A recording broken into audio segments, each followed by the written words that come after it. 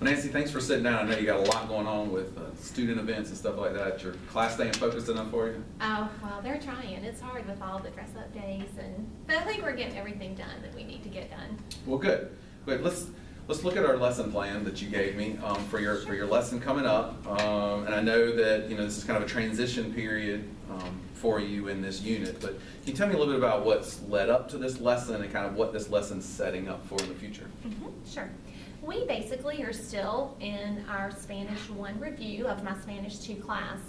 And I have a lengthier review for some of my lower level students, but this is a lesson where we talk about 4 verbs specifically: ser and estar, and saber, y conocer. And those are some verbs that students get confused frequently. So I spend an extra day or 2 in my unit focusing on those irregular verbs. Okay.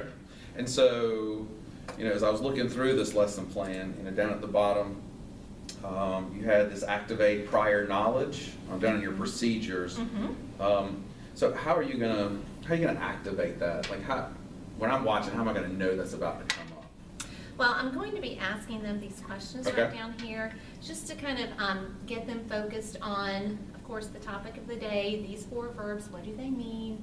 When do we use each one? Kind of go through the criteria for usage, and then talk about the different forms of the verbs, because there are some irregularities in there. So you're going to provide these kind of as a framework for them when they get started. Exactly. Okay. And then kind of looking at the back, it's very application based. They're going to use movies that they're all familiar with the Hunger Games and some characters in there. So what do you anticipate? So you got some different level students in there. What do you anticipate maybe being things you're going to have to coach them more on? Well,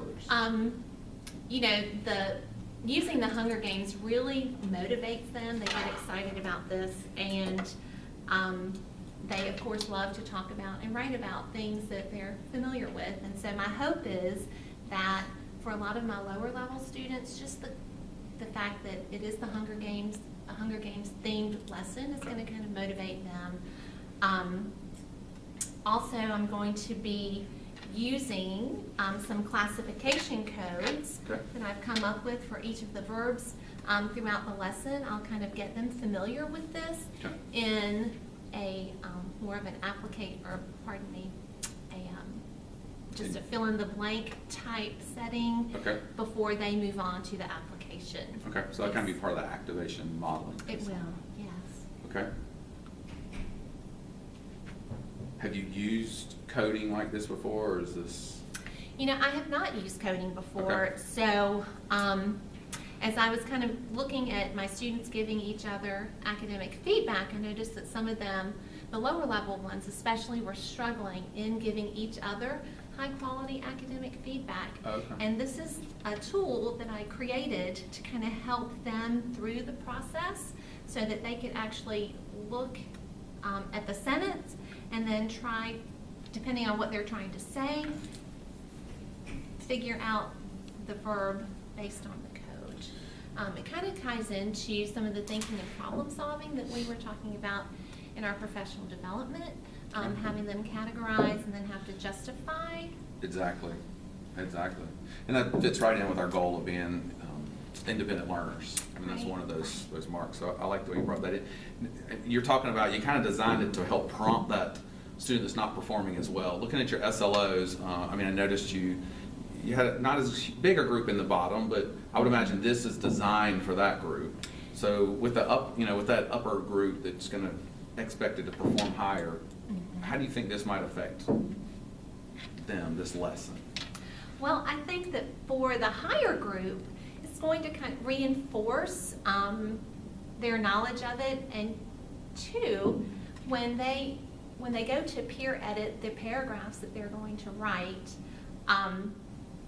sometimes it's easy for the higher level student to use this when they are writing their own paragraph, but then when they're reading someone else and trying to interpret or decipher that, it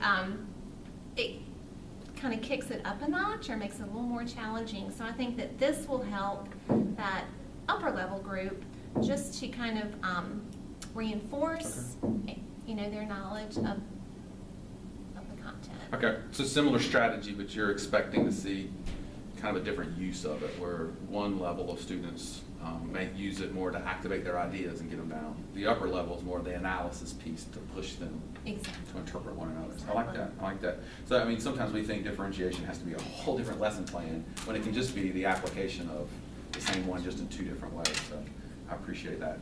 You know, when I come to classes, I like to be able to look at what you're doing, or everybody's doing with different students in their classroom. So is there any student that you do a particular support process for them, so I'll know to look for that? Yes, well, I do have a couple of students that are, that struggled in Spanish 1 and have a knowledge gap, I guess I would say. And so those students are kind of seated up near the front. I have Jason and then Myra. Okay. And then, I'm drawing a blank. Josh. Josh. So, yeah. And they really, like I said, struggled in Spanish 1. And so for them, keep them close to me, kind of keep them really, give them more guided questioning, Okay. and just Okay. a little bit more.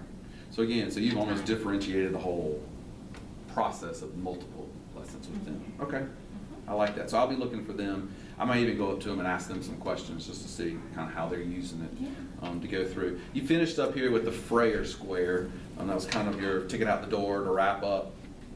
Do you anticipate any problems they may have when they get to this point that you may have to clean up? I'm thinking, you know, they're well versed in the Frayer Square, and Okay. so I'm thinking that it will be a fairly reliable barometer, or, you know, way of me to figure out what they know, what they don't know. I think that Okay.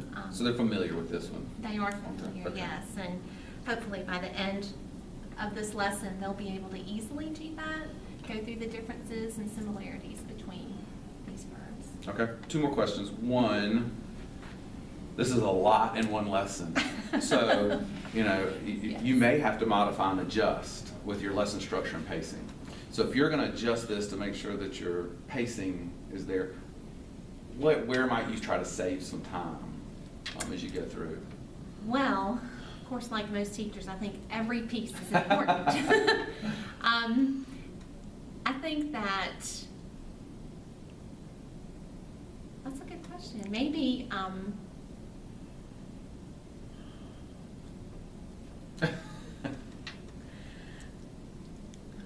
When we were in there, you were kind of saving time on some of these questions right here.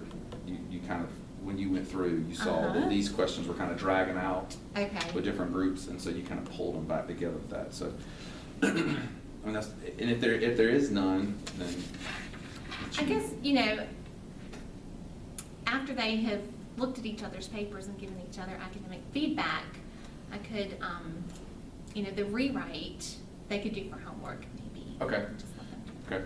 So if you were to adjust this in class, the Frayer Square being your informal assessment Mhm. of how they're doing is important enough that you might put the summary piece off Yes. for homework. Yeah. Okay. So- I guess it's important, you know, I always want us to stress that we have some assessment before the end of the class. You can gauge where they are.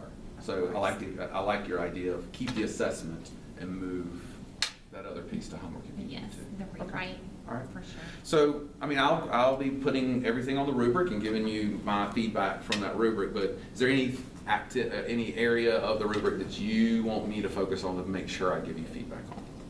I guess, you know, the academic feedback piece, you know, I've been working on that with my students, realized that the lower levels really struggled in giving academic feedback because, like I alluded to earlier, they just have a gap in their knowledge base. So, you know, I'm really working hard to kind of bring those lower performing students up to where they can give feedback Sure. to middle performing students. So I'd love to know what you think about that. Okay, so I'll make sure we look for feedback. So even if it's not a reinforcement or refinement, I'll make sure we get some of that in Okay. there. Okay? Anything else? I think All right. that's it. We're excited. All right, sounds good. I'll see you.